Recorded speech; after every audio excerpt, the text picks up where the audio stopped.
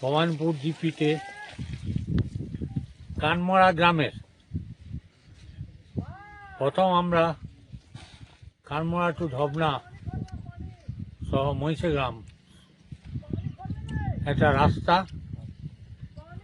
তার খরচ 4,32,00,000 টাকা।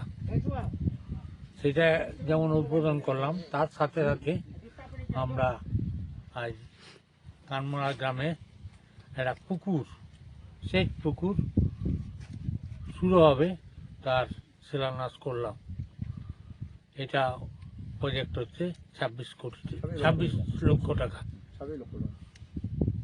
এই এলাকার মানুষের সুবিধার্থে যাতে সেচের সুবিধা হয় এবং চাষবাস খুব ভালো হয়। আমরা আগে এখানে চেক ড্যাম অনেক করেছি, কিন্তু এটা উঁচু জায়গা, তাই এখানে পুকুর ছাড়া সেচ করা সম্ভব নয়।